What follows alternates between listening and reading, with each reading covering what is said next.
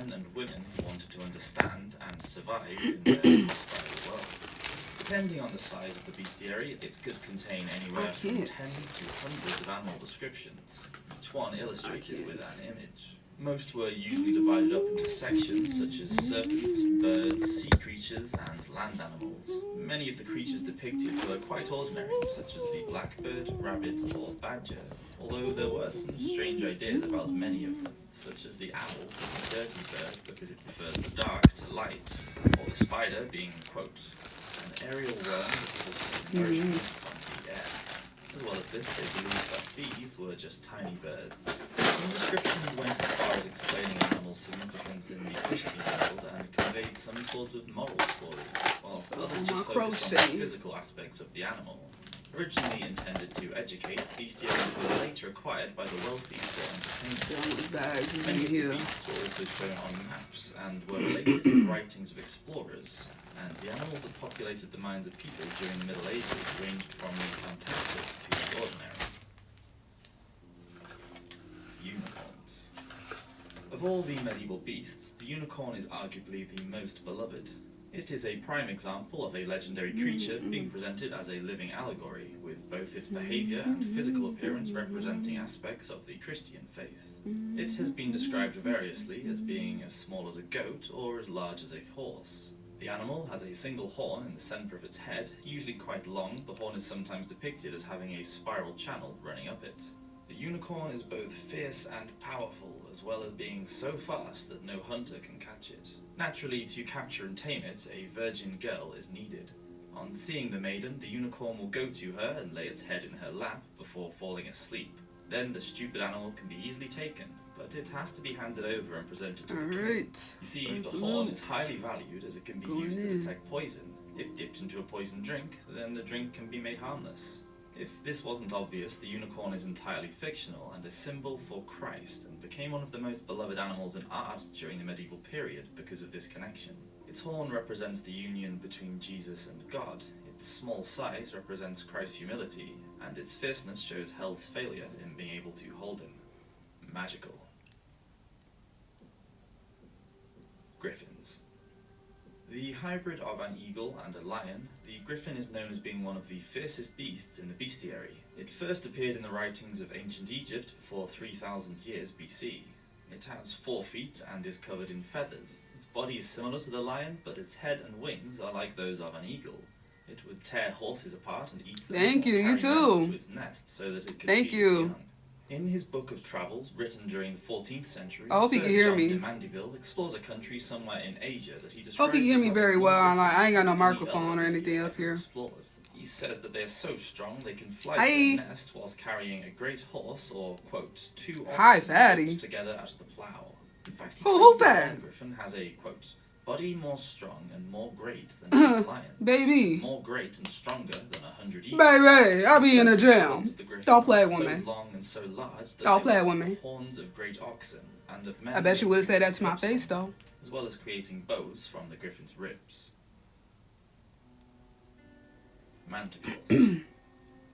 The manticore is another hybrid, but although this one also has a lion's body, it was blood red and has the face of a man with blue eyes, as well as a tail like that of a scorpion, complete with a stinger.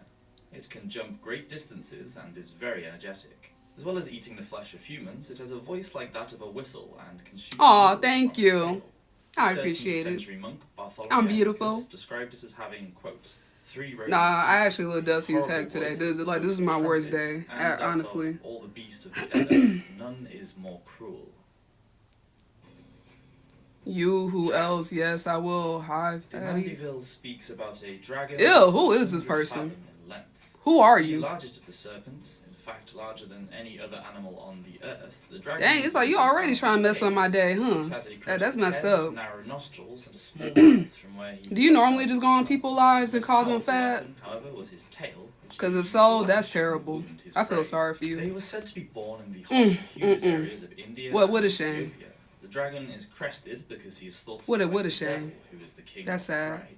Dragons in I feel the sorry for you. Middle Ages often featured in stories about here I am just minding my business. You know, just crocheting. French bishop trying to have a good day. 6th century. He told how a Parisian bishop hit it on the I don't know, head but three he times mean. before leading it through Yeah, he a Paris on the meanie. beach, Like, he or vanishing she, into I don't the know. forest. I don't know The who it dragon was is. caught eating a sinful woman's dead body. Nah, In the don't say 11th sorry century, now. Byzantine historian Don't say Michael sorry now. You Psellus already told said us what how you said. You Saint already Maria ruined my defeated day. a demon in the guise of a dragon. Don't say sorry Ignoring now. her prayers, It's the too dragon late. swallowed her whole, but when It's too Maria late. made the sign of the cross, the dragon was split apart and died. Now, how you gonna say sorry With and then the tell me to body of a fix my horse edges? and Like, of a man, centaurs are featured on the 11th century Bayeux tapestry. They are also mentioned in the 7th or 8th century manuscripts known as the Marvels. you see what I'm of the saying? People are East. weird. There they are People are described so as weird. being, quote, a man down to the navel and afterwards in the shape of an ass, rather than a horse. In Greek and Roman mythology, they were thought to be lustful creatures, and this idea of the centaur being lascivious was passed down to the Middle Ages. Another fantastic animal similar to the centaur is the satyr. Almost See, let me just identical finish this appearance part and here. behavior, it differs only by having the lower body of a goat. Medieval bestiaries usually place both centaur and satyr in Ethiopia. The dangers for the Christian here are quite clear. What did he say? Peril in the sin of lust. Somebody calling me fat. Travel to strange I don't know. places inhabited Some by goblin or strange something. I don't know. Creature from another planet. I'm not really sure, but Swordfish. This sea monster was very large and dragon-like with enormous wings which it would use to hold off the wind from a sailing ship. oh no, don't worry. I ain't Then worried it about the would swim haters. underneath See, and like, keep this the is ship what busy comes with with these sawtooth threads going on the live. back. Sometimes you deal with people who are haters for no reason. And I know my aura kind of disturbs a lot of people, so I'm used to it. After racing for 30 or 40 furloughs, it would I'm give used to up, goblins throwing its wings in calling and me all diving types of deep into the names. water. Yeah, it just comes with it. Morally, the But swordfish is like a righteous you know, that's person life who for you. starts out with good intentions, but soon gets tired, and after sinking back into sin, is carried down into the depths of hell. But I'm just The wind crocheting held though. back by the ship's sails is like the devil who holds back holy inspiration from men. I hit them hard. Mermaids. I don't know if it's a he or Another she, type of half based human off the creature profile. would be mermaids. Could be a creature. I'm not really sure, but you never know with haters. Haters are something else. Sometimes they would be depicted with two tails.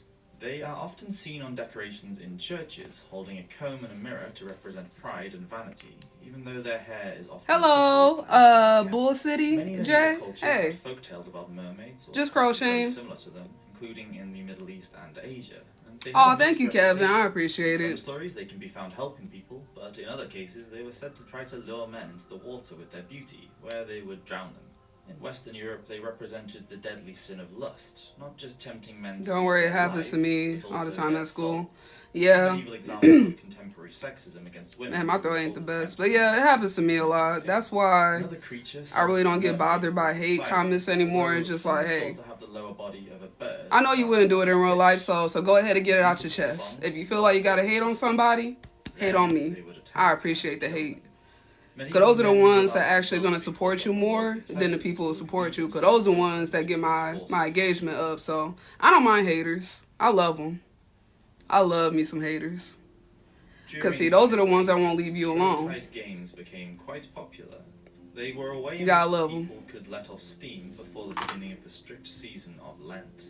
In France, there is a 12th century I have reference a made to beautiful game smile. known as Thank the you. Assault, where the ball was Thank propelled you. by the hands or Yeah, by I the should face smile more. I of try the to. It's king. just, you know how you have that, like, resting bee face? You just be like, boys playing with a ball in the like, you know, 9th like, you don't really smile much. It's just, I think I got it from my dad's side, because my dad don't smile a lot, so two teams I got it from made by a great him. number of people, all fighting for an inflated pig's bladder.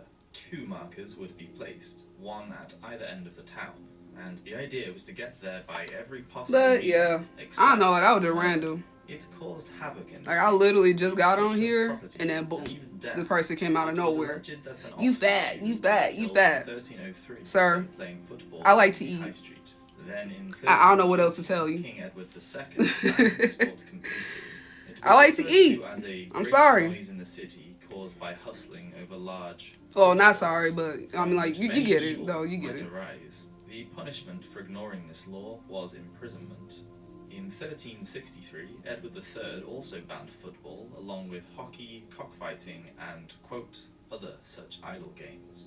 30 local and royal laws officially forbade football in England between the years of 1314 and 1677. How's my day today? I'm snowed in right now. I'm from the Midwest, so being from Michigan, you know, it's snowing pretty bad out there. But it's so weird because one day it's like snowing a lot, and then another day it's like completely no snow. So it's going back and forth. Like, Michigan need to get it together, for real. Needs to get it together.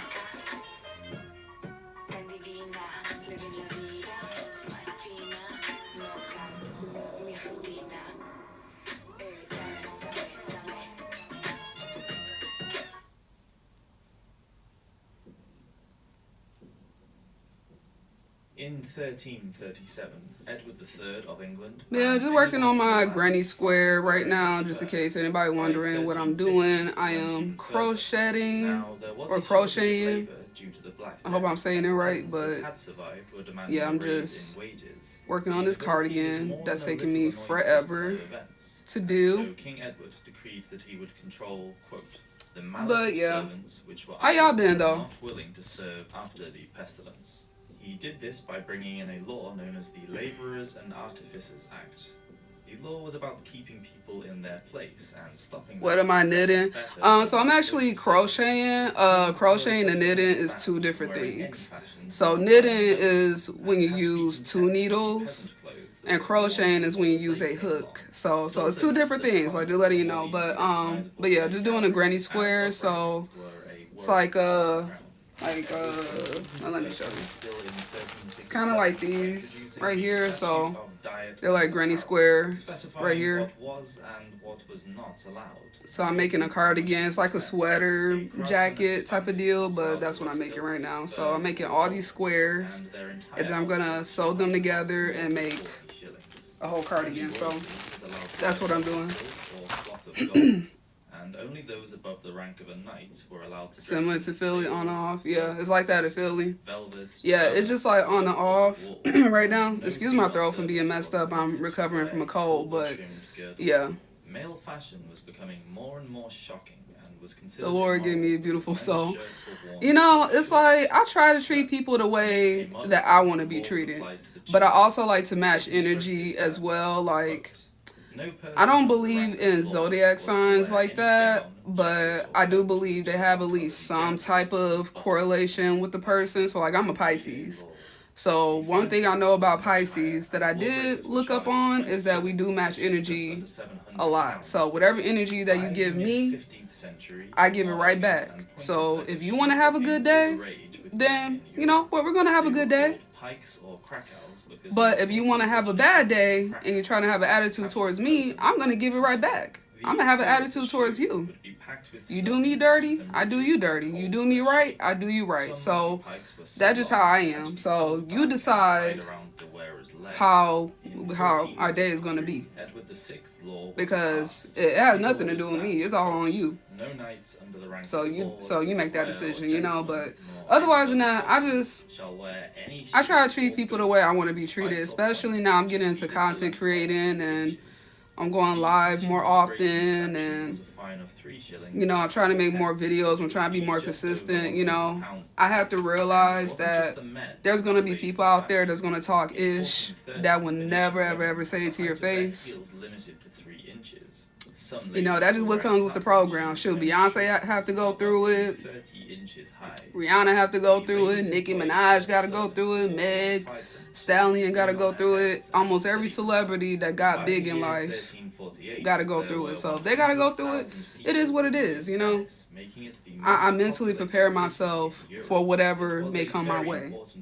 Because I'm not going to let haters put me in a corner like, oh my gosh, nobody likes me. Oh my gosh, I'm not doing this no more. Like, I'm not going to do that shit. Like, who I look like? So no. You got to keep it moving. You can't worry about what other people think about you or what they say about you. You got to do what you got to do.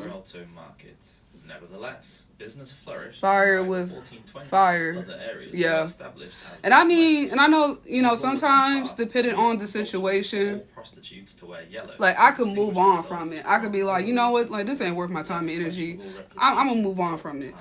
But sometimes you just gotta be like, you know what, this person really playing in my face. Let me show From them as something. early as 13 Cause I'm tired. Like sometimes you just get tired of it. Like screw it. I'm tired of being a bigger laws that person. controlled what You know. people ate and drank. But He declared that excessive it just all smoking depends on my and the, mood. quote, You know. outrageous consumption of meats I love your and fine nails. dishes Thank you. in You like great my houses nails? of the realm Thank he you. declared. I actually He thought broke it was one of setting a them. bad example I was for so the mad, and I just rest did my of the nails like a classes few needed to days be ago. So preserved. these are like In rose gold 1336, his tips. son, Edward III, banned anyone from eating more than 2 Rose gold courses tips. So at that's what I'm doing mealtimes. right now. He thought that the Is soldiers were becoming too well, I mean, fat like to what I'm fight doing. and would I'm not gonna be able do to this one over, cope. but Aid eventually I their gotta needs do or all wars these to over drive out because yeah, they need. get messed The law up. even Like described soup as a they don't last that second long, course, as but some people were calling it a sauce or a condiment so that they could eat more. oh, and it matches my King Edward crochet felt that hook, obesity made people like more likely to be the immoral rose and gold with the sinful. rose Like gold. a lot of laws, this one was also relaxed at Christmas and at other Christian festivals when 3 courses were permitted. So The rose statute gold wasn't hook, repealed rose until gold 1856, nails, although there is matching. no evidence that it was actually enforced. And But it yeah, I wasn't gotta just fix in that though. I gotta fix Charles this VI pinky. and So that's the Philip only one II I gotta of France fix. also both passed sumptuary But laws, as did the Venetians. yeah, they who came were out banned cute from though. spending more than half a ducat per person per dinner. I in want to do 1229. something Luxurious like an banquets were inspiration becoming design common for among my the rich, nails. I and don't it know was what I feared want to that do this would next. cause too So much envy I among might put a poorer poll up citizens. of This resentment what might kind cause of like what dangerous kind of nails situations, such should as I do? rebellion or assassination attempts Cause on the very Valentine's Day is coming up pretty soon, so I gotta figure out what design I want to The do. wealthy of the Middle Ages I know it's had gonna be extremely like varied diets. They would Valentine's, eat anything like from snacks beavers and to candies swans, on my hedgehogs, nails. peacocks, and Cause if y'all everything. haven't seen my one The video, I did a variety video originally of like for some royal Christmas forest nails. law, It was like a which was Christmas created in design, 1322, and it came out so states cool. that It was any like whale an or apple pie on sturgeon one that nail. I had a was also washed donut on the on beach another nail. belongs to the reigning monarch, I as had a they little are Debbie royal fish. Christmas tree Head cake belonging to on the another king, nail. and the tail to the queen. I had Technically, what this else? statute is still in force, and What else any I had? whales or great sturgeons taken in the An sea or eggnog, elsewhere within the realm should be mug offered on to one the king. nail. Another commodity still under I had all royal kinds of stuff ownership on my is nails. the It was wild cute. moose So swan. if you haven't seen it, it's on my Considered a channel delicacy in Europe on since one the of the 12th videos that I century. Only posted. a swan But it came out featured pretty cool though. nobles, along with So I other gotta figure out what I'm gonna do pastimes next. such as hawking, running with the hounds, or owning a trained warhorse. They were symbols of wealth and breeding. Alright, so I'm on 1482, my the law required that only second landowners row, of so I gotta particular do another revenue row. could keep swans, and the swans would be nicked on the beak Red with the owner's tips. mark. I did red tips before. Often eaten at banquets, swans were Red considered tips do a sound special nice. dish, I not to might be take that presented idea, but I to might centuries, mix it up a little cooked, bit, and like do redressed in something with the skin and tips. feathers. But that's a good They idea were to add. particularly sought after for Good idea. feasts. King Henry III served 40 Cause red during his tips, like you Christmas can't go wrong with festivities at red. Winchester Red and in pink. 1247. Anyone other than a registered keeper was not even allowed to interact with swans in any way, either by selling them, With a buying them heart. from their Yeah, lord, like a heart or or something like using them that. for trapping them.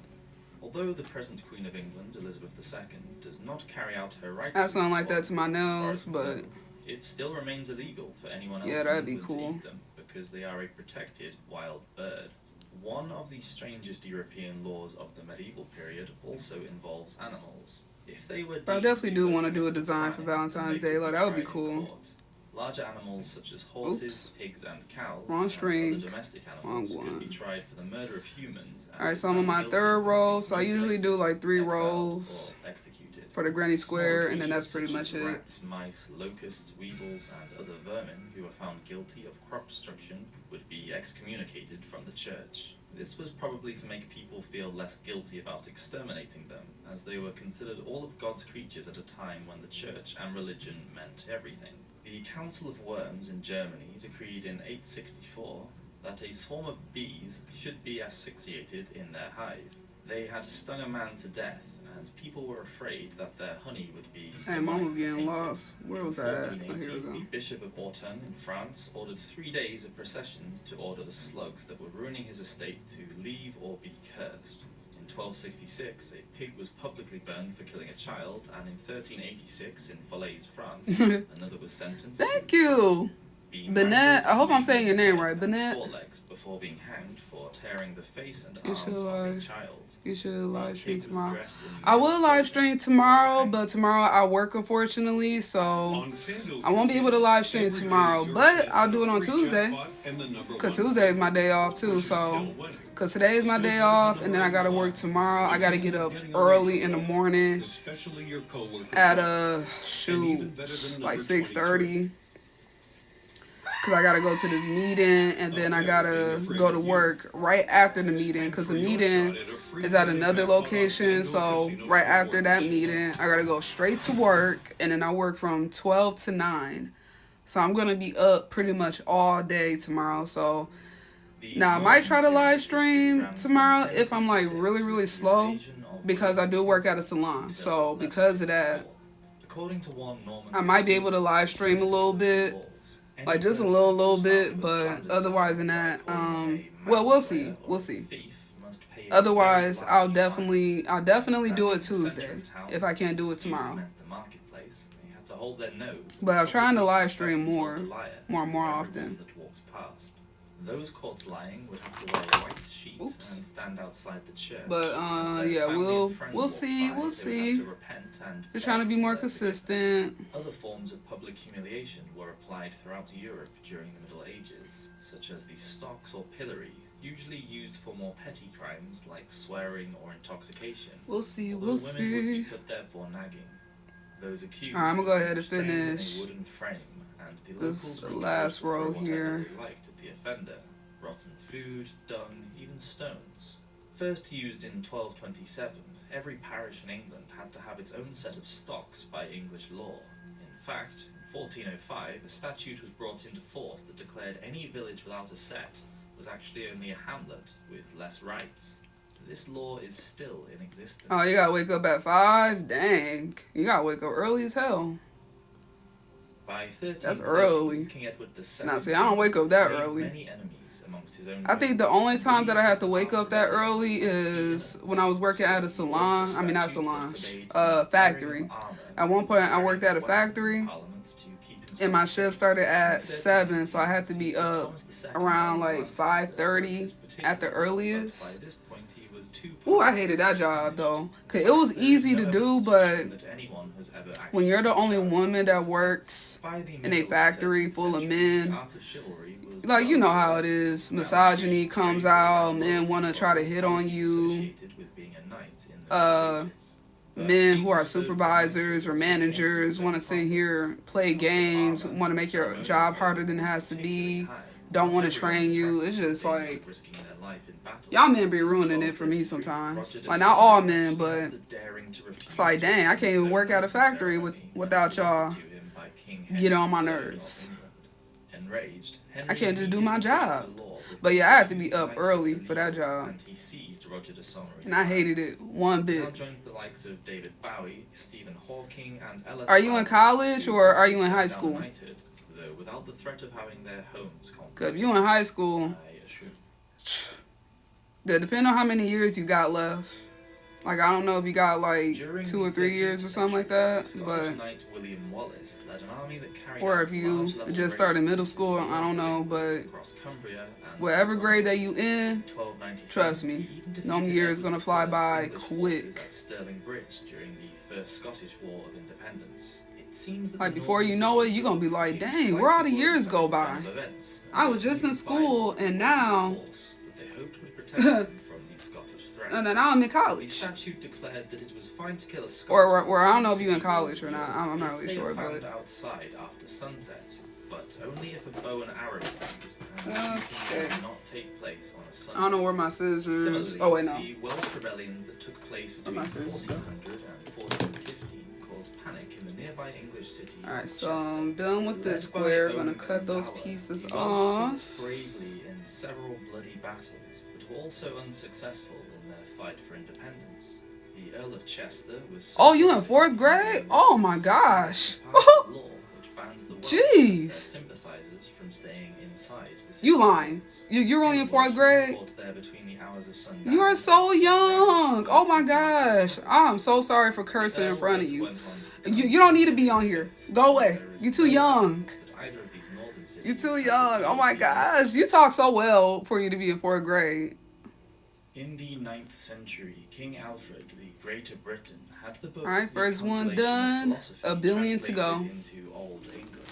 The book argued that the celestial movement of the stars... Girl, it's 8:50. Sure, you need to be going to bed. ...meant that astrological theory could impact... You in 4th grade? Oh, you got a long way to go. The medieval astrologer used the heavens for reference. Thank you.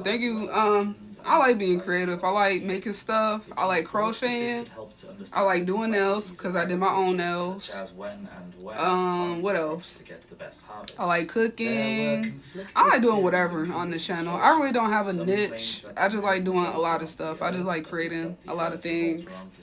So I'm not like some people where I just do one thing and one thing only. I like to do all kinds of stuff. So whatever y'all see me do, astrologers were I'm just random. Scholars and were lauded in academic circles. But man, I can't believe you in 4th grade. Land when it was best to take medicine for the legs, or well, all I can say is that you have a long way to go, but make sure you keep that GPA up. That's all I can say. Do your homework. Physicians believe that the signs of the zodiac don't slack on anything.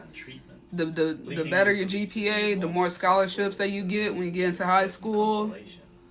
And don't worry about what anybody got to say about you. I'm telling you that stuff is temporary. Don't let these bullies get to you. Because years from now, when you graduate from high school, you're going to look back and you're going to be like, dang, all that stuff that I've been through in school was pointless. Being a member of the clergy was always a good choice.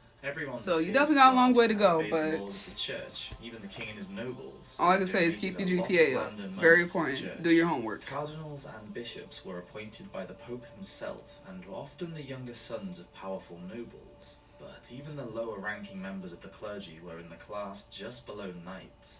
Priests and monks were excused from paying taxes. They were paid by their parishioners. I thought 1st grade was yesterday. Which was a tenth of whatever 1st grade. Crops, money, or other goods. In the man, the money was I felt like preschool for me and kindergarten lasted like a couple of months for me. After that, every year just went by quick. Like at first it went by slow actually, and then it started going by quicker. But yeah, time fly by. I'm telling you. It could take over a year to copy. Time fly by, but school, yeah, school is temporary.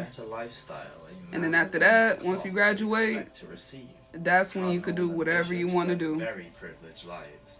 On the whole, even the lower orders of clergy benefited from a secure place to live and a regular supply of food, which was usually show some of your finished work you've done. Yeah, I can show you some. I'm gonna finish this granny square, and then I'll show you some of my some work that I have done so far that I have finished. It's some projects that I did that I didn't really care for that I'm gonna do over eventually. But right now, I'm kind of just into some new stuff, so I'm trying to create.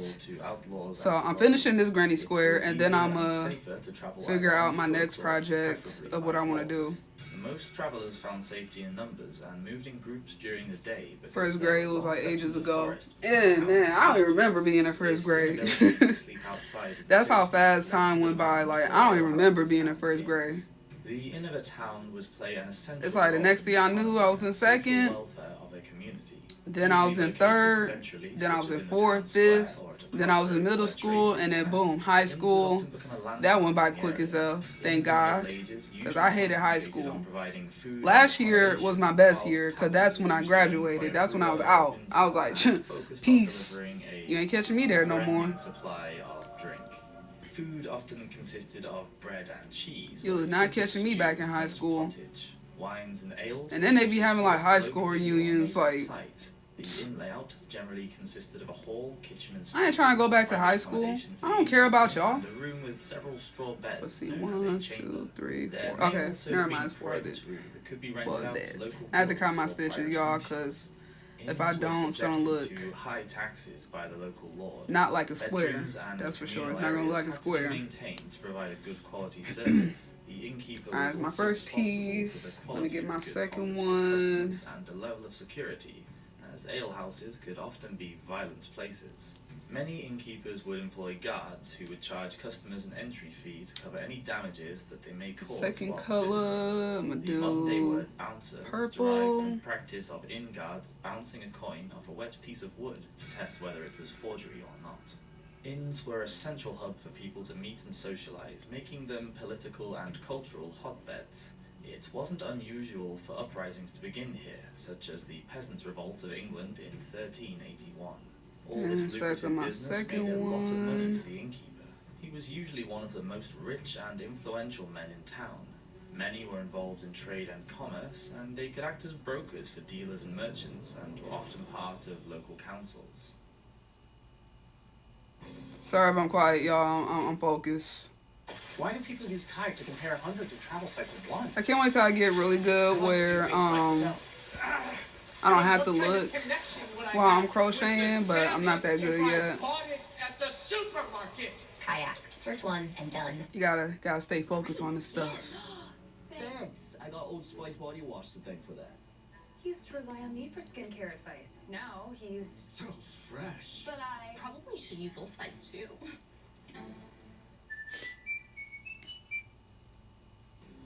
Not long after the First Crusade in 1099, several military orders of knighthood were founded, such as the Knights Hospitalers and the Knights Templars. But by the So late in my medieval period, freshman the title year had become in my high synonymous school with the ideals was of a chivalry and the oh man, high school knight would start their training as a page. is either Had to two be a brave things birth, usually the that you're gonna say son about of high a school. knight. Only in rare You're rather gonna cases say, oh, it was the best time of my life because you had a lot of friends and you was popular and everybody knew you. Or you gonna be like, it sucks because you were probably the nerd or the outcast or nobody didn't really care about you or people bully you. So high school experiences can be different for everybody. Mine was like pretty bad, but not too bad. Like, it's only because when you're more quiet and you mind your business, that's when people want to mess with you more because they know they're not going to do anything. I never got into a fight in school, surprisingly. Like, I almost did, but the person who threatened to fight me didn't jump. They didn't really do anything, so I never got into a fight in school. But people will pick on you because you're more quiet and you just mind your business. It's crazy how kids act in school, but high school for me, I was just like, I'm trying to get out of there. I'm not trying to stay there for more than another year or two. So I tried my best to make sure that my grades were like pretty good because I wasn't trying to stay there forever. I'm trying to get the hell out. Like, armor was very expensive and had to be. And then I tried going to college. I didn't like college that much. So I ended up stopped going for a minute because I was trying to figure out my life. And that's when I really got into doing nails. And so I ended up going to cosmetology school. And that's how I ended up starting doing nails. So that's how I could do my own nails so well because I learned how to do my own nails. And then eventually I learned how to do other people's nails.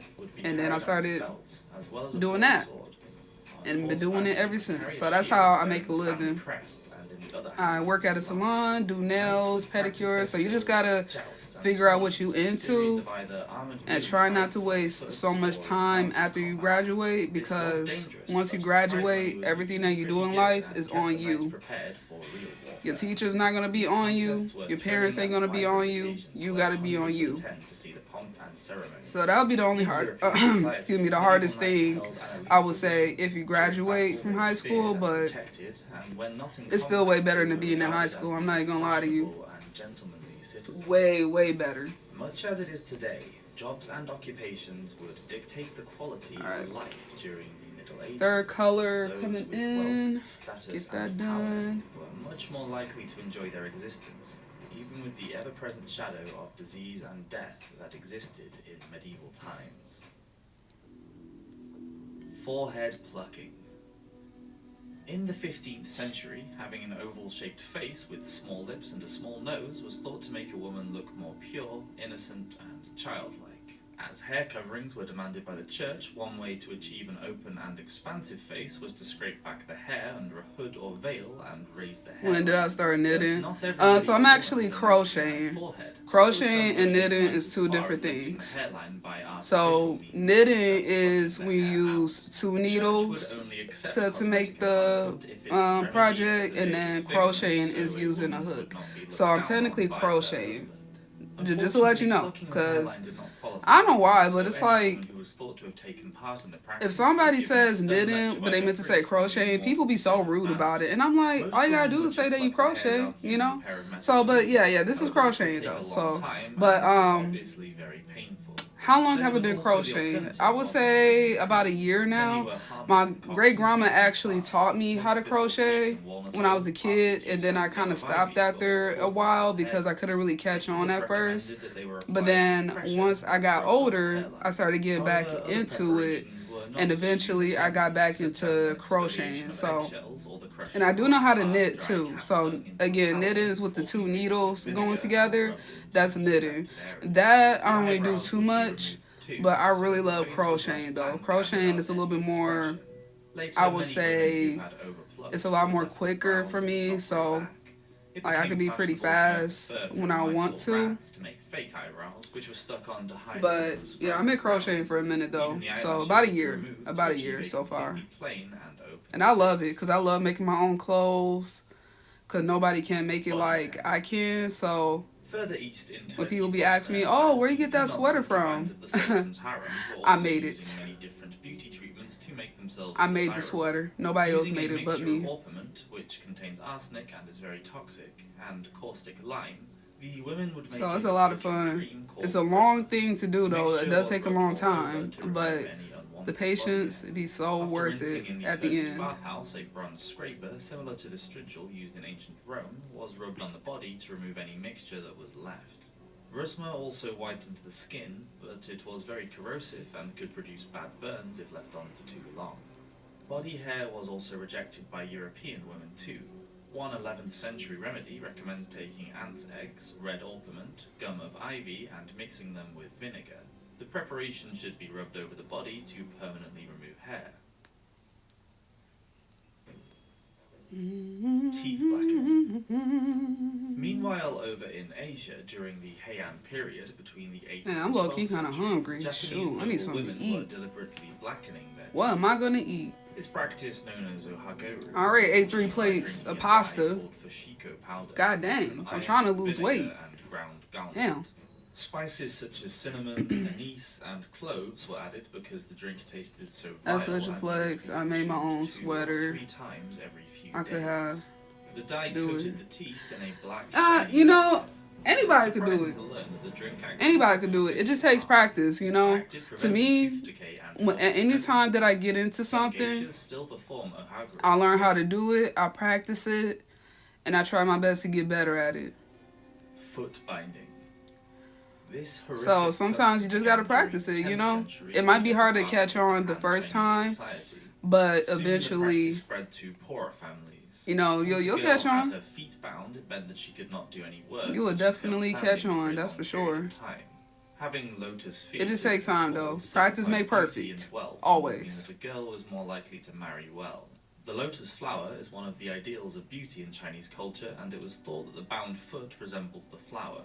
Even poor farming families bound their daughters' feet so that it would attract a wealthy husband, though they could ill afford to lose the child's labor.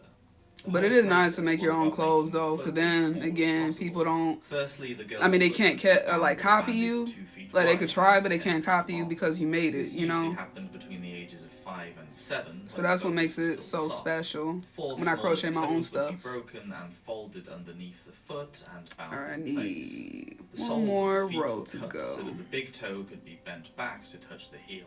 Then the wet bandage was soaked in warm animal blood. Yeah, I hope y'all can and see then clearly of me wrapped tightly crocheting around this, the but foot. The dressing would tighten even more as it dried. Each day the feet were cleaned and forced into a progressively smaller lotus shoe. The feet would be swollen and inflamed, but the girl was made to walk no matter how painful it was for her. It is said that some girls would be beaten if they cried. Women with bound feet could not Oh, run no, away never or mind. even walk Thought I very messed far that up. and would spend most of their time at home. Alright, It has camera. since been argued Cooperate. that the practice was not about beauty at all, but more about male Alright, done with the third After time, row. women became complicit in the custom because they knew that their daughters would not Boom. be able to find Another a one husband done. otherwise. It was thought that the most beautiful foot size for a medieval Chinese I woman gotta was just clip 3 that. inches, although the average size of Oh, a foot shoot. after binding was usually around 5.5 I want to inches clip the long. whole thing. In some cases, toes fell off because of a lack of circulation, and women with bound feet suffered from spine and hip problems. Nevertheless, the practice continued Alright. until the mid-20th century Finish with that. before it was finally banned. Excuse me. Into my bag of other squares. During the medieval And then, like, period, I did a clay few white colors. skin was regarded as the height of beauty. So we got like this color. This one is my favorite. I kind of like the color range on this one. It looks almost like a ombre. One remedy to get rid Oh, of that's was seen so as sweet. unpleasant Thank you. practice to face with the Thank blood you. flow. Baby blush. Unlike most Thank of you. Europe, which was still under the But yeah, imperial Kevin. system, in the 13th century, So that's all I'm people making began to here. experience It's a just these cultural squares. rebirth known And then as eventually I'm going to sew them all together. So let me show you what one of them look like. the inhabitants of cities such as I'll be Florence, right. Rome, Well, actually, let me practically wrap this invented back up society. because The if way I don't to do explore this, the it ideal gets all over the was place also and then it starts to one great tangle. change. Ain't nobody got Races time for painted that. to show voluptuous women in loose but sheer fabrics that revealed much more of their bodies. Their skin Throw is that very in the pale, basket. they have shiny cheeks and deep red lips. In achieving this Wrap paleness, this many around. medieval women used toxic material Throw that which in not the only damaged basket. the skin but could also cause severe health problems and even death.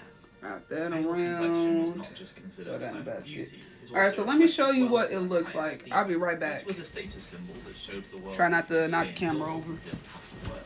Just staying out of the sun wasn't enough though. Some women resorted to using leeches to drain their blood in an effort to make their skin paler, but most used powders and creams. Chalk, flour, and even arsenic powder were just some of the ingredients used to lighten the skin. White lead was also used and mixed with vinegar. Throw that over there. Throw In the that over later period, there. mercury was also given as a silvery sheen to the paint that was often used on the neck and bust line as well. Of And course, this. this makeup was highly toxic to the wearer. Alright, The lead so, was into the skin, causing this rashes, is how women had to use even more it of the looks. mixture to cover up the blemishes. So this is what I'm After working being on. So this is absorbed into the back skin, panel lead of also it. caused muscle paralysis, hair and tooth loss, Just in case you want to headaches, and see in some what I'm cases, currently death. working on. Ironically, it also caused wrinkles. But because yeah, it so dried that's out the how it's skin coming so down much. so far. Lips were painted red with vermilion, a bright red substance also And made from a form of mercury. it needs to be wide A enough major where source it of vitamin D is covers sunlight, and as well as causing a heavy little metal bit in the poisoning, front, use of because this then white when I make makeup the as well as other sleeves, lifestyle choices could it's gonna also go lead down to like many that. women having a deficiency. Skeletons Like of that, two like newborn that. babies were found in Hey, their Bernard, welcome respective back. bodies. They both had severe rickets, Welcome back, caused by stranger. the lack of vitamin D. But yeah, so that's what I'm working on. So you kind of see what it looks like. So all that's gonna be sewn together. So this is for the back part. So this is gonna be the back, and then right now I'm working on the front. So just in case you want to see. Doe eyes. And then this is a few of my other projects, just in case you want to see what else I have made that I have finished. But this is like a jacket right here. Italian women would make a solution for This the berries is of the plant and one use jacket that I made. just one drop in each So this one I eye finished, caused I the think, dilate, like, blocking the receptors a few of the months ago. muscles. The idea was that the woman would look as though she was constantly And I like the in color state of pattern arousal, on making this her one. irresistible. It was Now considered the I'm height going of back and beauty forth of on course, using rather such a I want to poison add plant was highly dangerous like a and zipper in the long-term use front can or women could experience visual distortion what. from the first application. But this is really resulting comfortable though. in I love it. vision, sensitivity to light, and an inability So that's to the focus first on objects one, close up. and Side then effects could cause heart what arrhythmias, else? permanent What damage else? to What vision, else? even blindness and death. But it was just another Whew. beauty fad from the Middle Ages that should have come with a major Got health warning. this one. This is also another one of my favorites. During the Middle Ages, carpenters were considered So to be elite it's kind of like workmen the who big were highly sleeves on skilled here. and used one of the oldest types of building material. As towns began to stabilize Right and here. expand in the 10th century, carpentry guilds were established. So and that's a just a golden few age began here. for woodworkers because they were given expert And training. then Master carpenters were often retained by I royalty, have nobles, and the church. As like exacting this pieces one. of It's another woodwork were sweater that I required in made castles, as well. estates, and cathedrals. Only the finest of craftsmen would do. So got because that. furnishing these buildings was not just done for practical, Got my decorative blue purposes, jean but also to demonstrate wealth and status sweater to thing new as visitors. well. The guilds decided on the rules to be followed by all members. Look in order that. to So encourage got fair like competition. this. Those caught violating the rules would be fined. That's another but piece, any so member who became I got a lot of ill different was ones. financially taken care of. The guilds See, I made also quite a bit. supported any widows and orphans of associates I made who quite were a in bit. economic difficulty, and often But paid let me for the take my building of Diet churches Pepsi or break. schools Shout out to within Pepsi. towns. Carpentry apprenticeships were highly sought after, and enrollment could cost families very large sums of money, as it took between 5 to 9 years to become a journeyman.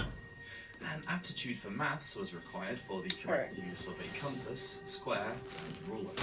The 12th century we'll go ahead Viking and finish master's a chest contained few some medieval more. tools thought to have been used by a carpenter, such They're as gonna make a auger, like a saw, a gouge, a chisel, and a they're gonna make pencil. like maybe Only after 3 proving more. his technical aptitude And then we're gonna be with good these for the tools, night, could because an I don't want to apprentice take too achieve the long on position this, of a because master I do and gotta set get up up in his the own morning. workshop.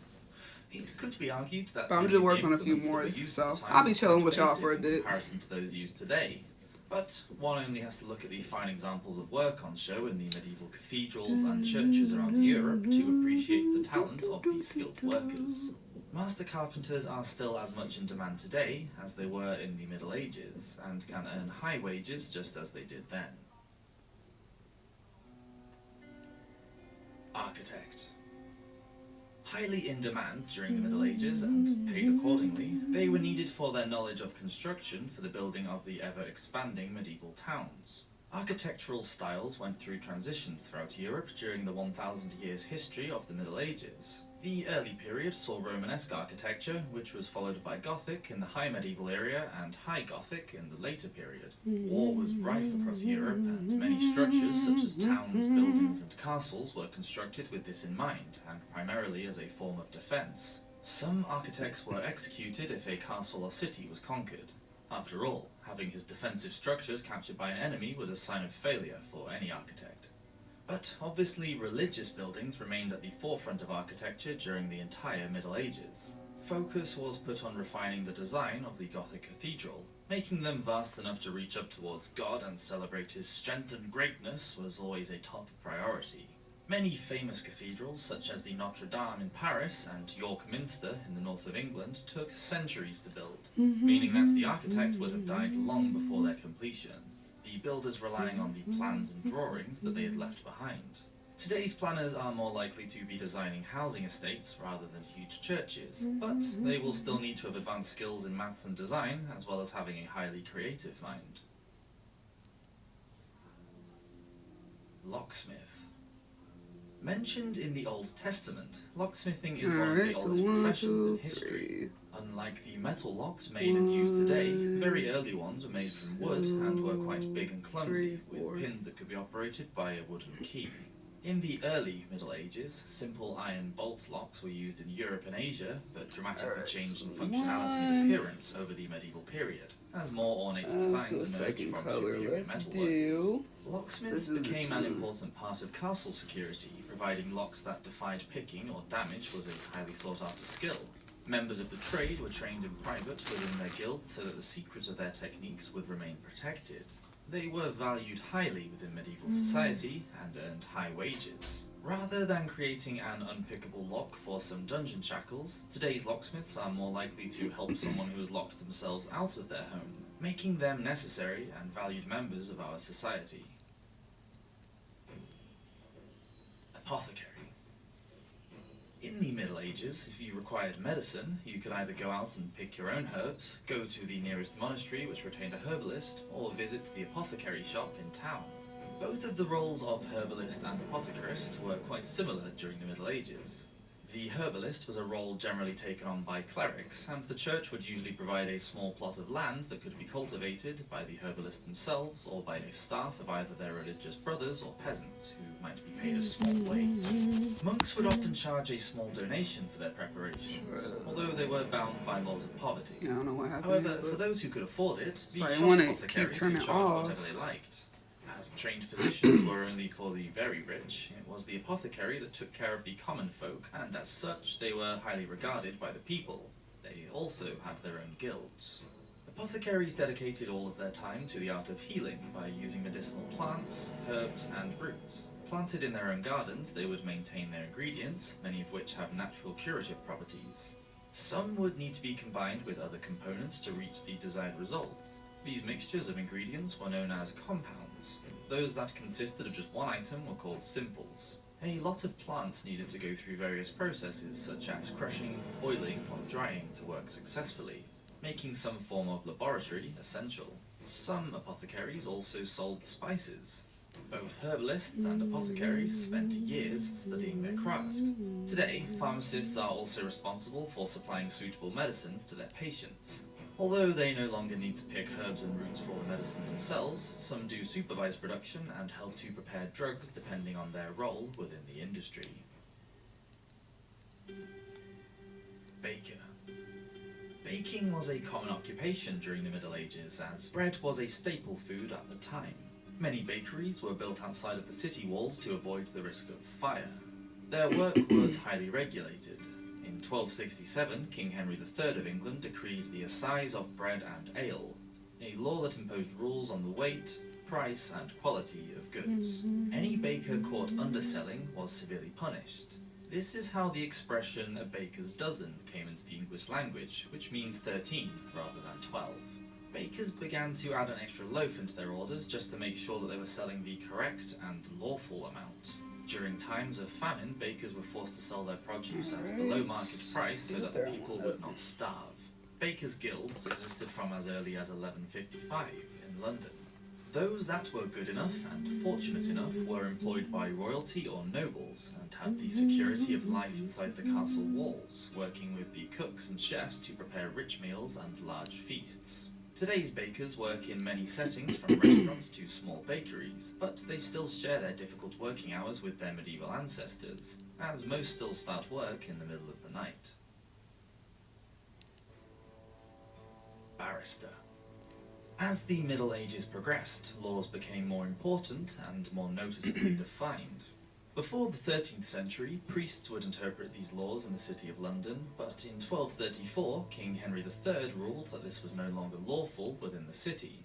So, in the later medieval age, a separate group of educated barristers was established. One of the most important moments in English and Welsh law was the creation of the 4 Inns of Court, which were based close to the law courts of Westminster, but outside of the city in the hamlet of Holborn. In the 1450s, a barrister was an apprentice at law, and there were approximately 1,000 of these apprentices within the 4 inns. Today we would call them junior counsellors. Senior counsellors were known as sergeants at law, but there were likely to be less than a handful of those across the inns. The apprentice's working day would begin before it was light, because the courts at Westminster Hall began sitting at 8 AM and only ran for 3 hours. None of the hearings were given a specific time slot because the cases were handed out on a first-come, first-served basis. Keep messing up this Having so stitch. little time to prepare, a barrister would concentrate on developing his understanding of the law, refining his ability to think quickly in a moment, and react swiftly to any unforeseen legal argument. He needed to safeguard his client's chances at all times. Barristers were well respected during the Middle Ages and founded many of the laws that we still observe today. Membership of one of the inns is still essential, and a student cannot become a barrister until they have joined one of them. Everyone knows you as a problem solver, and you know who to call to help keep your operation running.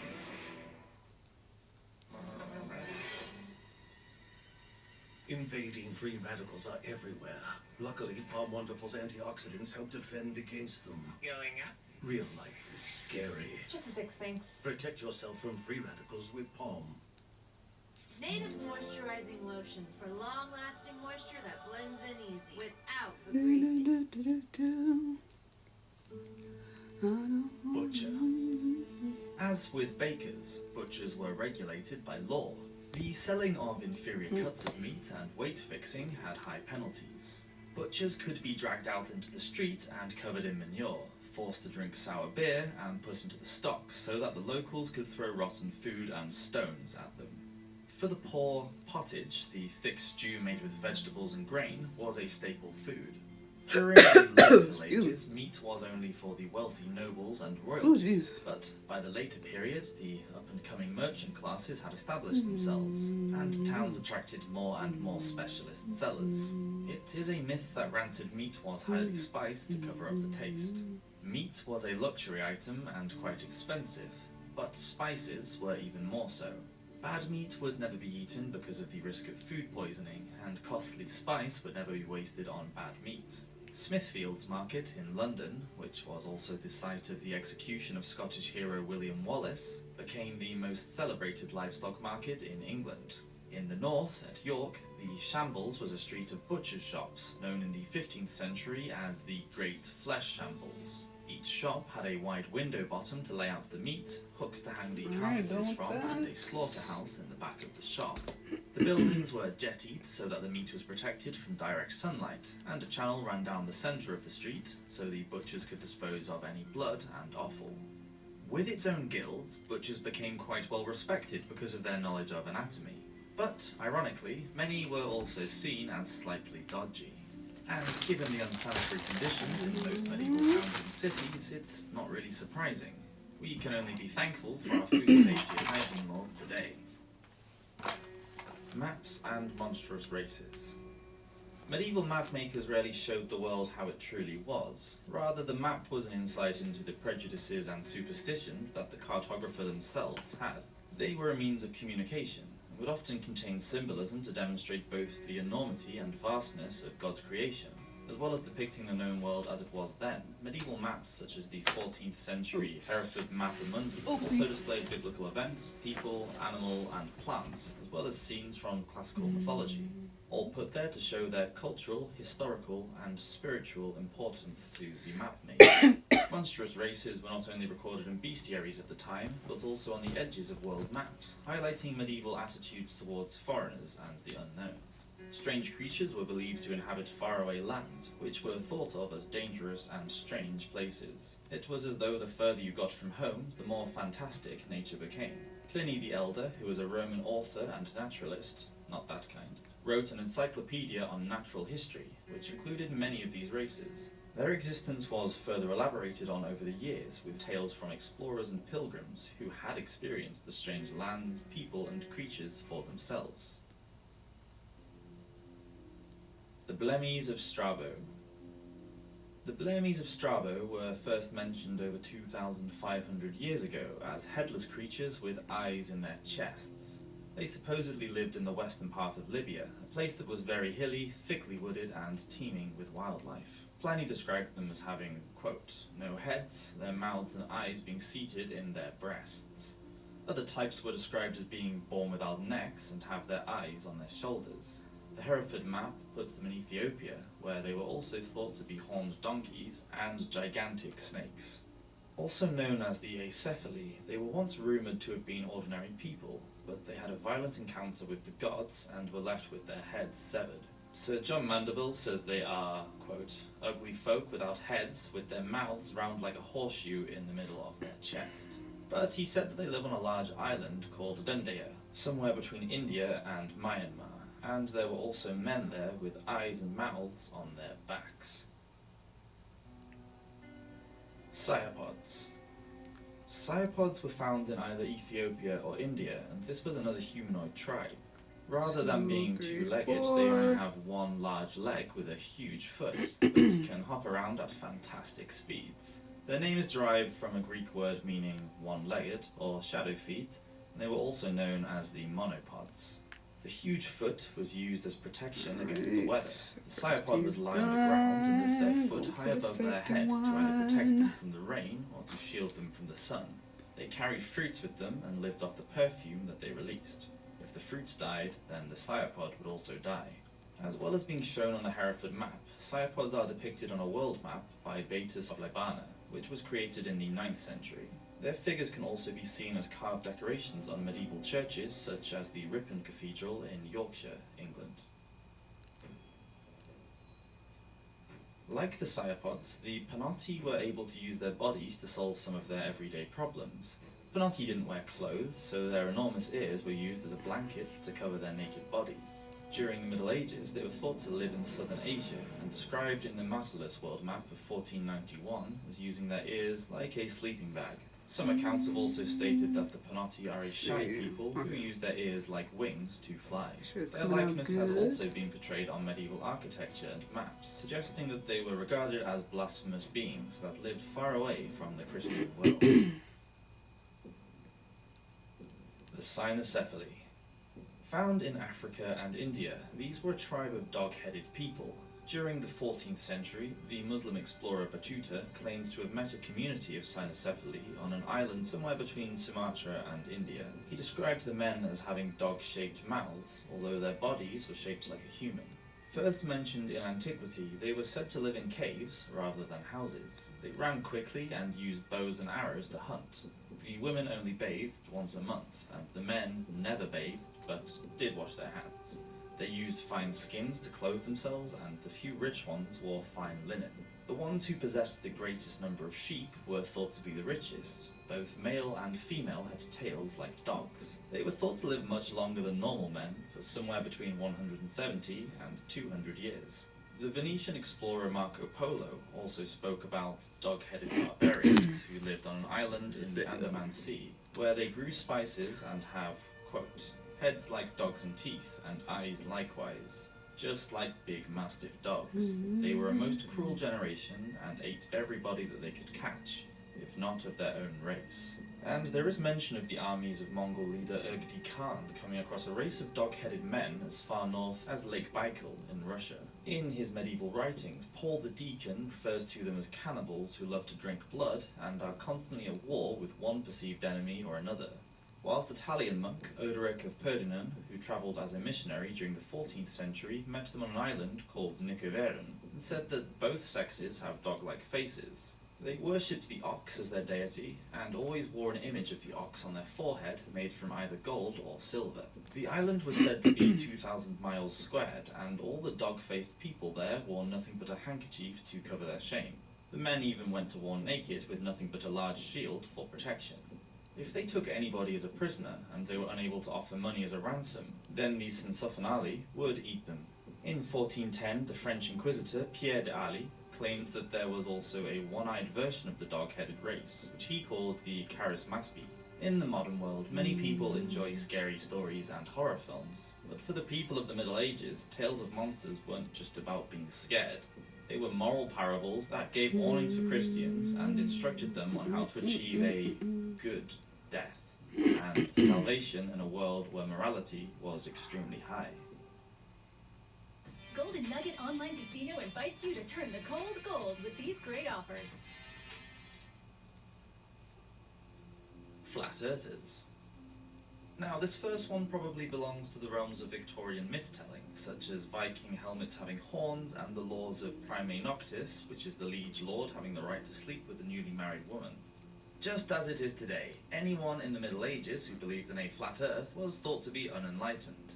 Yes, many people in the ancient civilizations such as Egypt, Mesopotamia, and Greece thought that the Earth was a flat disk, but by the 1st century it was widely accepted that the world was round. It has also been claimed that Christopher Columbus met opposition when he attempted to find a western course to Asia, because it was thought that he would fall off the end of the world. This is also untrue. The resistance for Columbus's voyage was because they thought Columbus had misjudged how large the round Earth was, and that he would run out of supplies before he reached Asia. It wasn't the ends of the world that they feared, but rather the size of it, believing the ocean just too big to cross. It seems that the myth began in the mid-19th century, when Washington Irving published his book called A History of the Life and Voyages of Christopher Columbus. It turned out to be more of a novel than a factual history book. The Victorians liked to malign the medieval church, which they blamed for controlling scientific and intellectual thinking. This, along with Washington's half-truths about Columbus sailing right off the horizon, have all perpetuated the myth.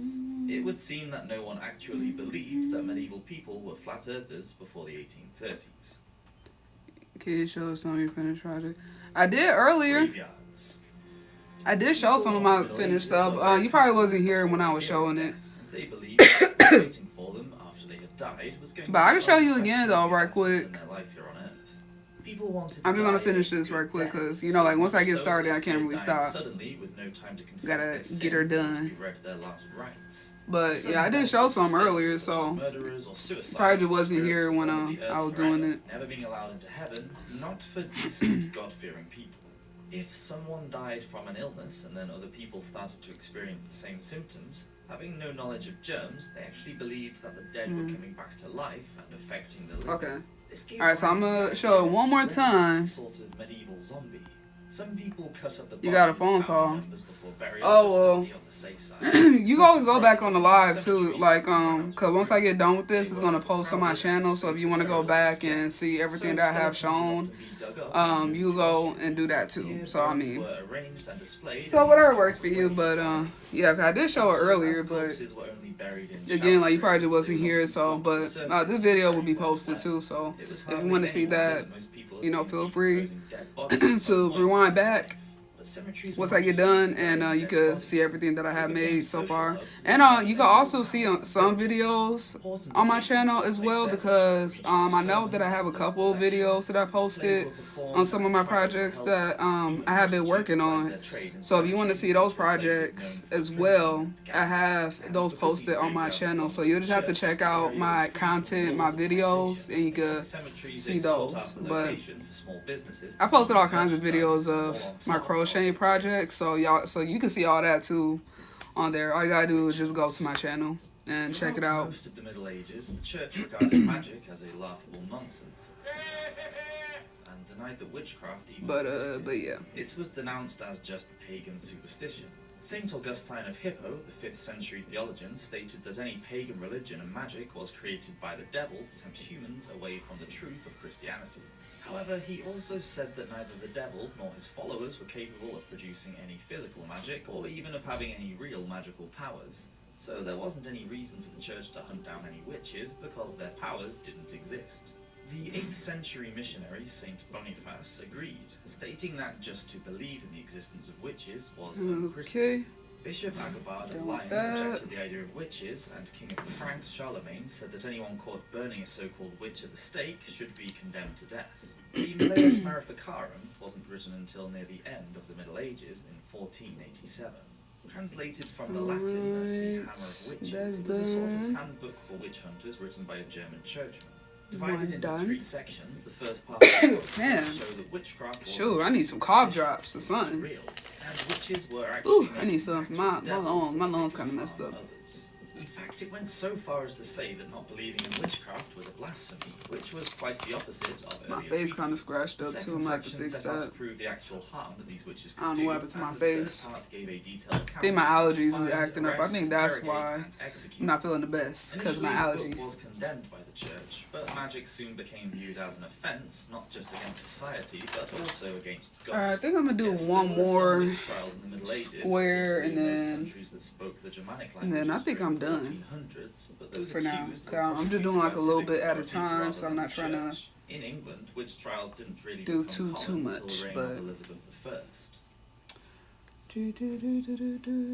Children's Crusade. This is quite a strange event that took place in medieval Europe. The Fourth Crusade lasted for 2 years between 1212 and 1204 and was a complete failure. The Crusaders didn't even reach the Holy Land and seemed more interested in looting and pillaging across the Byzantine Empire instead, which culminated in the sack of Constantinople. This failure did nothing to deter their belief that Jerusalem should be reclaimed by the Christians. In 1212, a young shepherd boy named Stephen of Cloyes saw a vision of Christ, who told him to organize a new crusade and defeat the Muslim infidels. He went to the court of King Philip II of France to ask for support, but the king was unconvinced and told the boy to return home. Undeterred, Stephen went out into the streets and began to preach the message he had heard from Jesus to any children that he could find. This resulted in a huge group of young girls and boys all marching through the towns and villages carrying symbols of Christianity such as crosses and candles. During the march they sang songs praising God, and when asked how they would cross the Mediterranean Sea to reach the Holy Land, Stephen replied that God would protect them, and they would simply walk across with his help. By the summer, Stephen supposedly had 30,000 followers, which is currently considerably more than we have on this YouTube channel. Hint hint, nudge nudge, not as good as a wink to a blind man. At the same time, a German boy named Nicholas had a similar vision to Stephen and also planned to reclaim Jerusalem. Nicholas gathered adults as well as children, and they began a dangerous trek over the Alps. Those who managed to survive the freezing cold conditions made it into Italy and arrived in Rome, where they were given a hero's welcome from the Pope. Nevertheless, the Pope said that they were too young to be victorious in their mission, and he sent them back to Germany. He did not survive the return trip, and those who boarded a ship for the Holy Land at the Italian port of Pisa were never seen again. As for Stephen of Blois, it is said that many of his followers died on the way back to Marseille harbour in France. The distances were too far for small children to walk, and sadly the prediction concerning the Mediterranean Sea did not take place, and the children had to cross by boat. Most of the children never went back home. A priest who later returned from North Africa said that whilst on his travels he had met some of the surviving children who were now adults. He said that 2 of the 7 ships that were hired were wrecked before they even reached the Holy Land. The other ships were taken by pirates, and the children were sold into slavery. It's difficult to know what actually happened to those who joined the campaign. Many of the details of the story are thought to be embellished and lost in the romantic myth. However, it is true that the Children's Crusade did actually happen, and that it was a complete disaster. Corpses on trial. The period of the papacy between the middle of the 9th century to about the middle of the 10th is known as a time of great corruption. There was much brutality, fornication, extravagance, and even murder, and all under the control of a powerful family of Roman counts.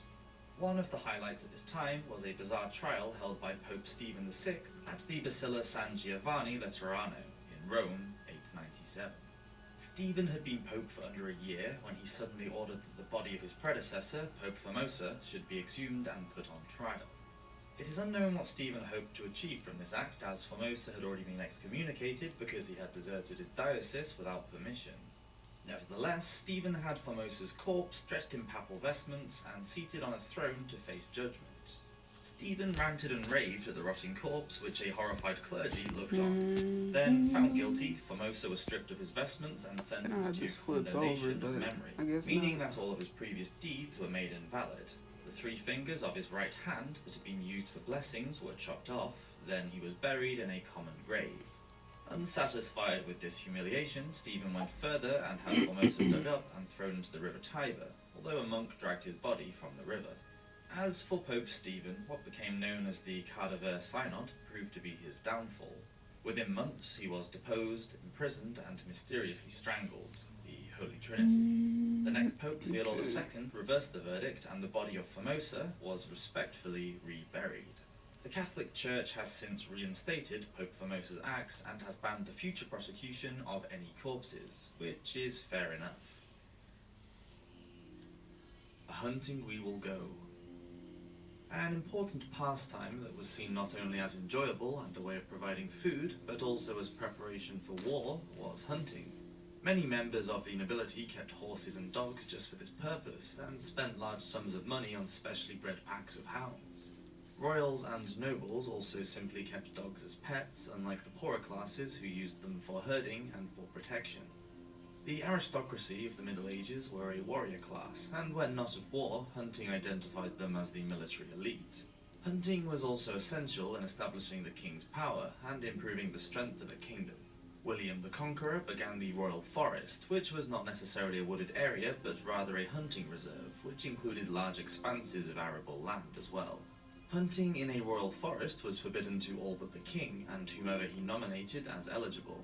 William and his sons were said to be devoted to hunting, and William, quote, loved stags as much as if he were their father. However, we can assume that he didn't go out and shoot his sons with a bow and arrow.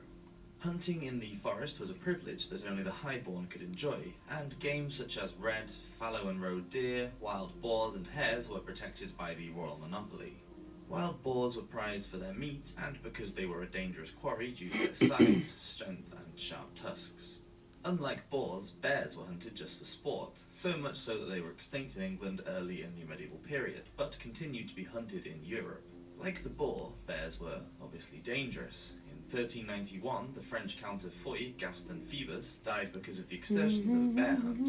He was known as one of the greatest huntsmen of the time, and wrote a manual called Book of the Hunt, which was all about his favourite pastime. Hunting clothes worn were probably made from the rich furs and expensive silks that the nobles wore at the time, although Gaston does state that hunters should generally wear green and grey in the winter. Oh, you shared my page? $2,000 casino bonus Yeah. every day. Reward Machine is your chance at the #1 feeling, which is still winning. Yeah, I be crocheting a lot. And I post a lot of my work on my page, so if you ever want to see a lot of my crochet projects that I have done, you can always just check out my page and see what I post. And you can always hit the notification bell as well, because that'll pretty much let you know what I have posted. So anytime that I post something, you'll get an update on what I have posted. So, birds a substantial investment. The falconer took a young but yeah, bird so from its all my nest projects by be on my hand. page It was taught to sometimes Johnny when I Falconer's hand get done with a while cardigan or a sweater, or if I'm in the process of it. I usually post different kind of content on that as well. A building built at Charing Cross for his falconers, and no expense was spared, with an aqueduct carrying fresh water to the bird bath. The birds were fed on doves that were also reared on site, and the raptors were given cranes to practice on. A resting bird's head was covered in a hood to keep it calm, and the hawks were attached to perches by leather or silk strings called jesses. Hoods were embroidered and lavishly decorated, and jesses might even have bells and jewels attached. Both hunting and falconry were a form of entertainment for the members of medieval royalty. Large hunting parties were often held so that the king could show off his skills and amuse his guests. And hawking was one of the few outdoor pursuits that was popular among noble women as well as men. Tournaments. A favourite pastime of both nobles and royalty, jousting was popular between the 10th and 15th centuries.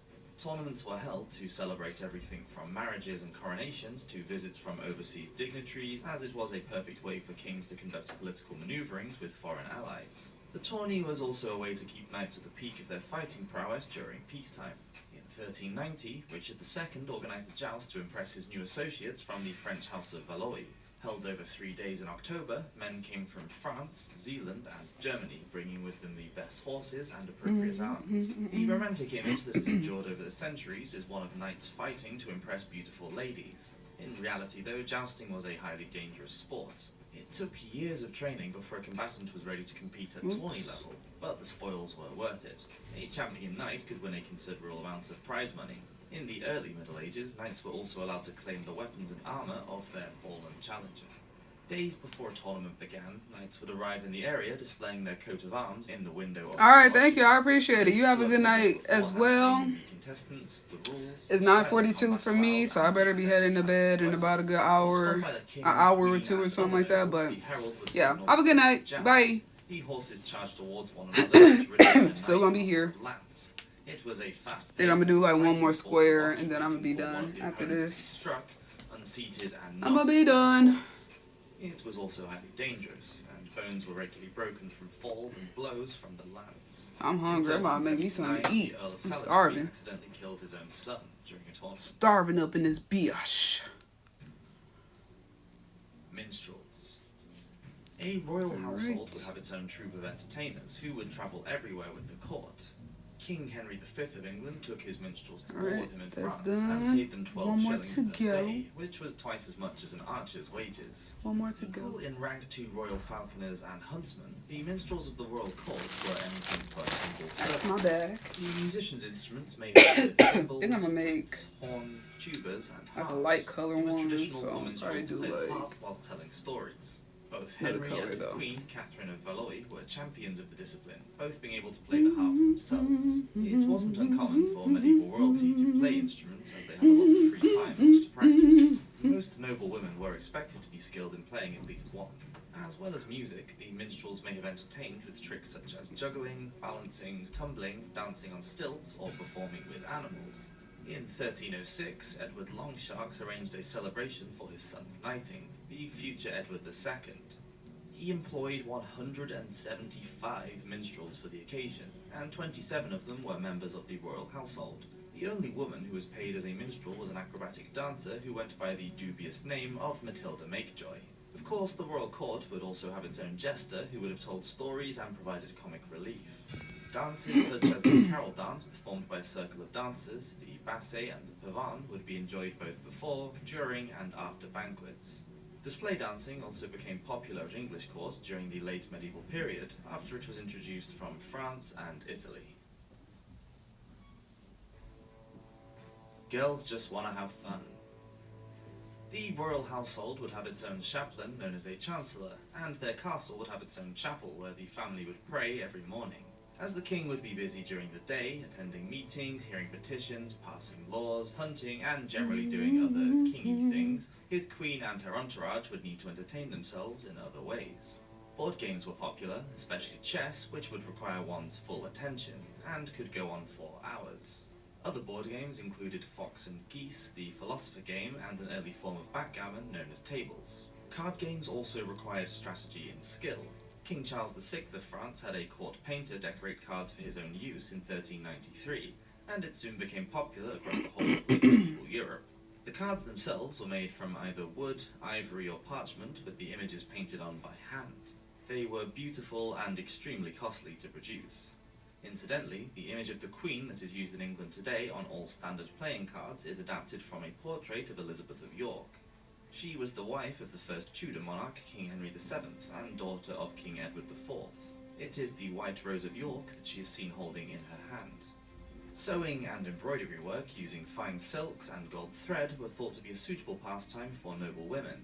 They would demonstrate fine needlework on bags, belts, girdles, and garters, not because of necessity of employment or the need of wages, but for the sheer pleasure of it, and because fine needlework was considered among a woman's finest accomplishments.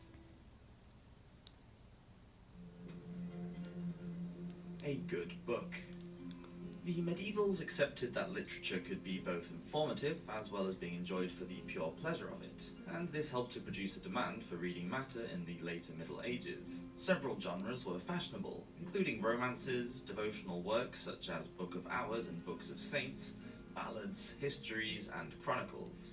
The reading of literature was a popular pastime among the wealthy, especially with the ladies who had more leisure time.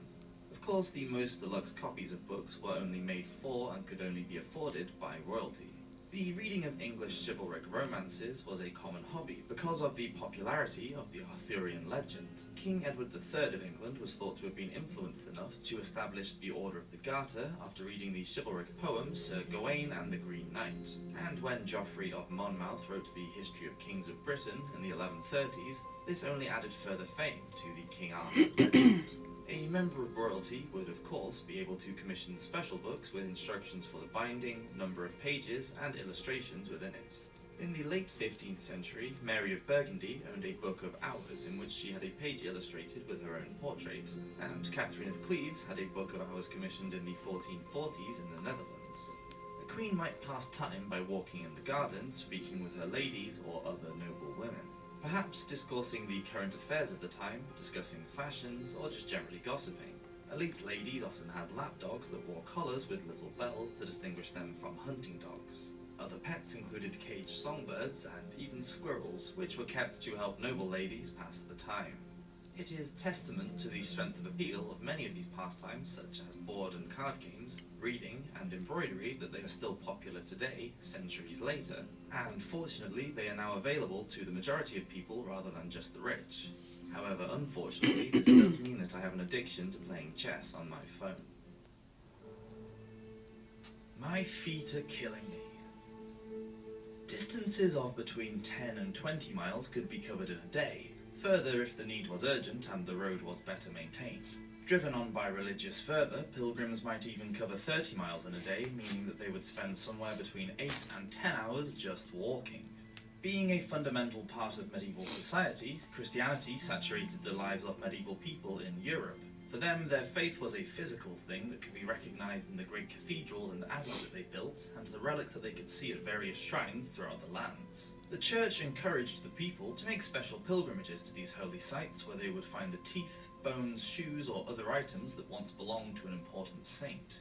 Praying at one of these shrines would offer redemption and a better chance of going to heaven. Many shrines even gave hope for a cure from illness or disability.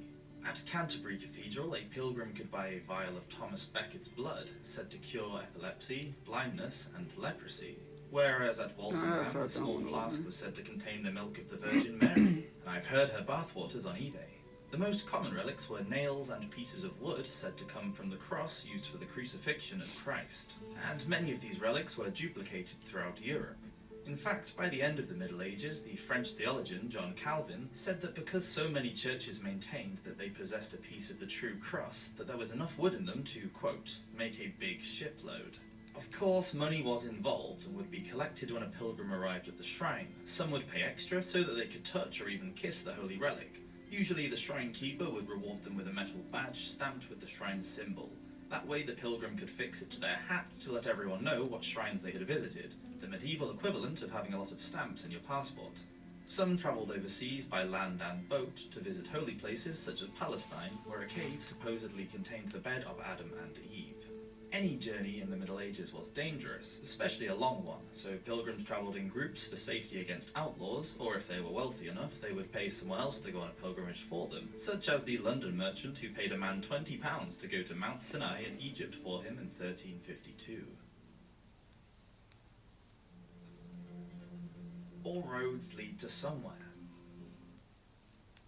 We hit the jackpot. You mean we?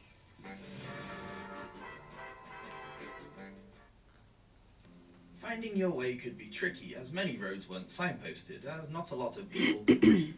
Most people stayed within their local area and didn't travel very far, so they relied on their memory to know where to go. For journeys further afield, a guide could be hired. Most medieval cities didn't have a planned layout as they grew organically, and although many would have paved their inner streets, not all of the roads in the locality of the city would also have been surfaced. Roads would be so thick with mud that they would be deemed totally impassable, meaning that any unlucky traveller who was transporting his goods would need to roll his cargo around the obstacle, even if it meant trapezing through some poor farmer's field and destroying his crops or ending up stuck. Wooden planks and stones were often left at the side of roads to cover over any muddy parts and create some sort of purchase for the horse's hooves, but these were sometimes stolen by robbers hoping to catch their victims out and steal from them when they were stuck in the mud and vulnerable. The routes between many cities were impassable during the winter months, and although the wheels of a wagon turned easily in the summer, there was still the sweltering sun and the choking dust to contend with. By the 9th century, the Moors had created a widespread network of streets in Cordoba, Spain. In Western Europe, by the 12th century, old cities were being restored and new ones were being built.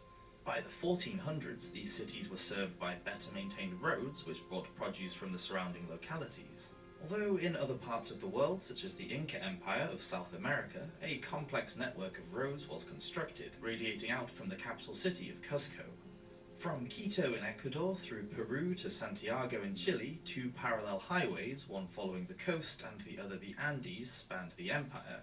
Altogether, this network covered 750,000 square miles of land, with 14,000 miles of road. Almost cut my finger. Are we there yet? Oh. Anyone who could that was so afford to close. either buy or rent a horse could travel on horseback. Of course, much longer distances could then be covered. These mounted riders would often have a valet who walked beside them, leading a separate pack horse laden with their master's belongings. Long journeys could take weeks or even months, and often meant staying overnight somewhere en route. A small set of metal bells, called crotal bells, were hung either from the horse's harness or somewhere on the rider's belt, and would make a noise as the rider travelled along. This would warn pedestrians to get out of the way. Those with enough money could travel in a litter, which was a carriage-like box held up by two poles and attached to 4 horses, 2 at the front and 2 behind. The horses were trained to walk at the same speed. Both open wagons and covered coaches were used to transport people and goods. Wagons would have either 2 or 4 wheels and would be pulled by horses or oxen, which were much slower. Some vehicles were open to the elements, others had a fabric cover held up with arched branches, and the most luxurious would have a wooden structure with doors. Although all were without the modern luxury of spring suspension and were bumpy and extremely uncomfortable regardless. Even short journeys took much longer than expected. In the late 13th century, the Duchess of Brabant, daughter of King Edward I of England, was newly married. Not wanting to leave her clothing behind, it was decided that she would move her complete collection from London to Ipswich, a journey of around 85 miles. Laden down with her outfits, Do it one took the more. cart One 18 more days to to arrive, go. even with 5 horses pulling. Think I For might contrast, do... you could do this journey in about an hour on the train nowadays. Travelling Alright, could do these prove to be 3. an expensive business. Inns would only provide food and lodging for a fee. And a horse, just like a car does today, required maintenance and would on occasion break down. Your horse needed to be stabled, fed and shoed, and tack had to be bought. Extra expensive for the medieval traveller included making offerings to churches along the way and giving charitable donation to almshouses. Inclement weather such as heavy rain or snow could cause major delays to travel, meaning that extra money for lodging was needed. All at sea. Transportation by sea flourished in the Middle Ages, and there was an increase in both trade and Do travel one throughout more, the world. and then be done. Merchants who dealt in all manner of produce were Be able done to with take it after advantage of that. this and ship more goods to foreign markets. The Vikings were famous for using longboats from the 10th century for transportation, trade, and warfare. Long distances could be covered in these boats. In fact, the Viking adventurer Leif Erikson reached the coast of North America from Europe at the beginning of the 11th century and named the area Vinland. The Vikings also used a merchant ship known as a nar, which was shorter, wider, and deeper than a longboat, meaning that it could carry more cargo for trades such as wool, timber, furs, weapons, and slaves. Trading took place along routes in the Mediterranean and Baltic seas, amongst others. Nars were able to cross the Atlantic to Vinland, Greenland, and Iceland to carry livestock to Norse settlements. Further south, galleys, which were propelled along by rowers, remained in use throughout the period. They were also used in Northern Europe, but to a lesser degree as they weren't stable enough for rough waters. As we reached the High Middle Ages, a one-masted ship known as a cog gradually replaced the Viking ships. Its flat-bottomed hull made it perfect for loading and unloading as the cog could settle on a level in the harbour. By the late period, shipbuilding had become far more advanced. By then, carrack and caravel ships were often used. The caravel was small, easy to control, and swift, having a lateen sail. The larger carrack had 3 to 4 masts and was stable enough for stormy seas and long voyages. Columbus used 2 caravels named Nina and Pinata for his voyage to the Indies in 1492, as well as a larger carrack named the Santa Maria. In Venice, a city built on water, gondolas were in use from the early Middle Ages, although the aristocracy preferred to travel on horseback rather than boat. After the riding of horses was banned in the 14th century, the Italian elite took to riding in gondolas along its canals instead, and this mode of transport is still used by tourists today. After the arrival of the Black Death, and because of its subsequent outbreaks, in 1403, Venice quarantined ships on an island called Lazaretto, where passengers had to wait 40 days before being allowed into the city. Despite these precautions, by 1748, Venice had been struck by plague 48 times. William Way, a 15th century English scholar, gave tips for travelling on a pilgrimage by sea to Jaffa in the Holy Land from Venice.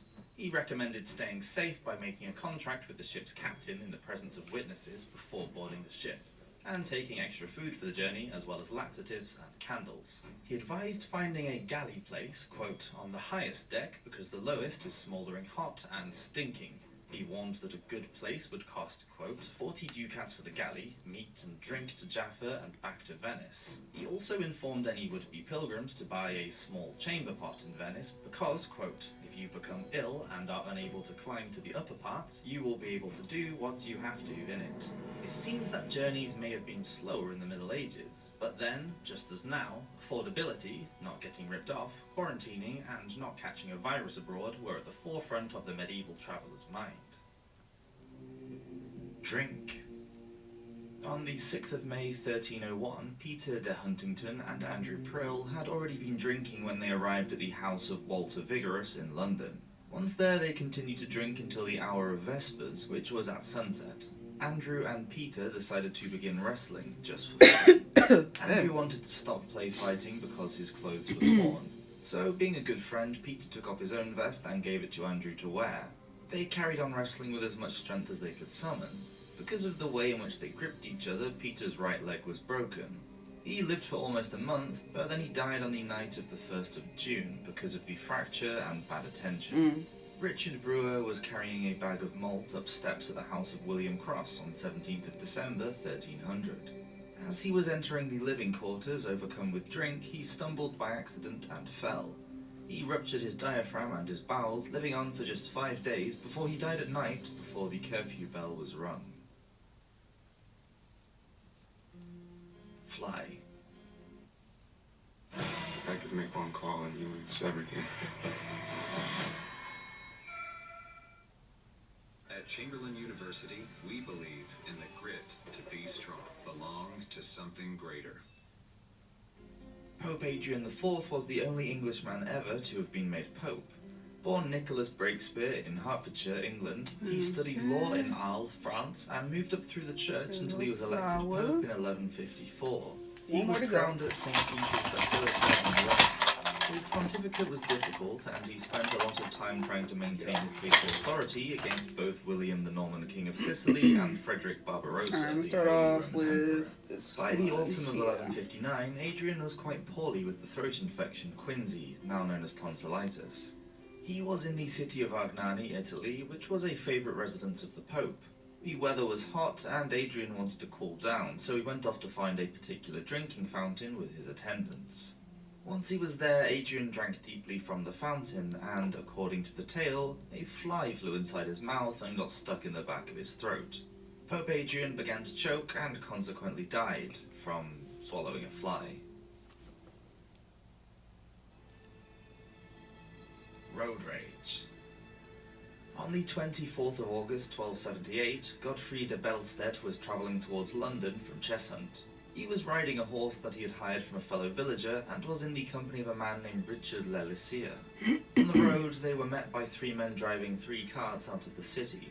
One of the men began to verbally abuse Godfrey, accusing him of riding the horse too fast, and a heated argument began with Godfrey and Richard on one side and the 3 carters on the other. Suddenly, one of the carters grabbed an iron fork and hit Godfrey so hard on the top of his head that it caused a 2-inch wound, exposing part of his brain. The other 2 carters joined in the assault and began to beat the already badly injured Godfrey and his companion Richard with sticks. Richard was only just able to escape with his life, but Godfrey was left for dead. Godfrey survived for just over a week before the poor man succumbed to his head wound and the injuries from his beating. He died on I don't know the why I 1st was of trying to sing. September My throat was on too or bad about as it the 3rd is. hour. Don't try to see, Kiana.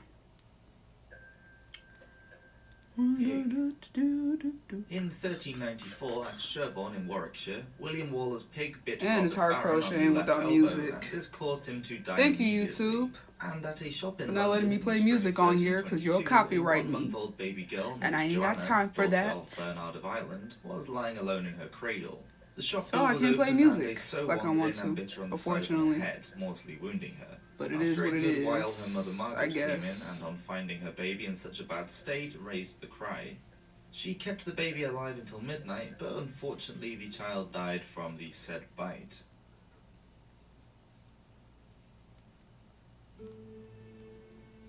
Laughing.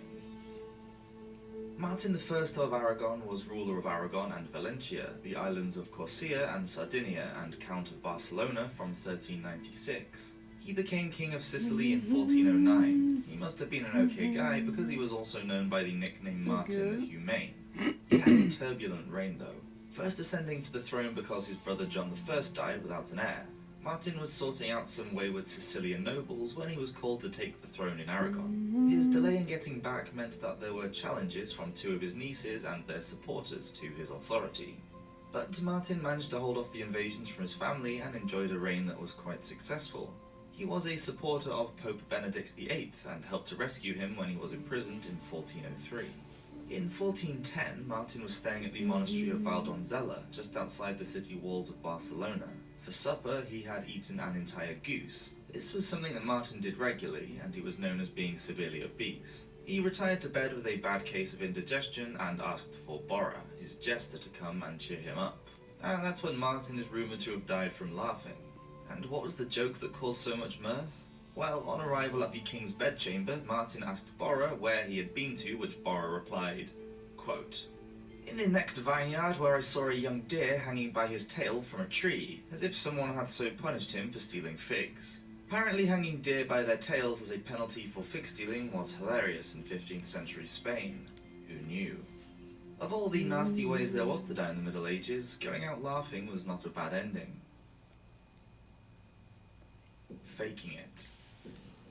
In 1318, the Archbishop of York, William Melton, wrote a letter to the Dean of Beverley. In it, he warns the Dean that a man by the name of Joan of Leeds, of the House of St. Clement by York, I don't know where my had gone scissors missing went, but and was somewhere in Beverley, living with a man. cut with this. Melton informed the Dean that Joan had, quote, impudently cast aside the propriety of religion and the modesty of her sex. It appears that several of Joan's fellow nuns helped her with the escape, which she did by feigning illness and death by using a mannequin in place of her body. Melton stated that, quote, Alright, I'm about to head on out. Mind simulating But bodily hope y'all illness, have a she good pretended one. to be dead, Stay not safe. dreading for the health of her Alright. soul, and with the help Don't of get into too numerous much of her trouble. accomplices, And I might who go did it with live malice aforethought, again, crafted a maybe, dummy in the maybe likeness not. of her body in order to Nah, not really mislead the sure, devoted but- faithful, and she had no Well, shame we'll see. in procuring its burial But in a sacred anyways, space goodbye. amongst the religious of that place.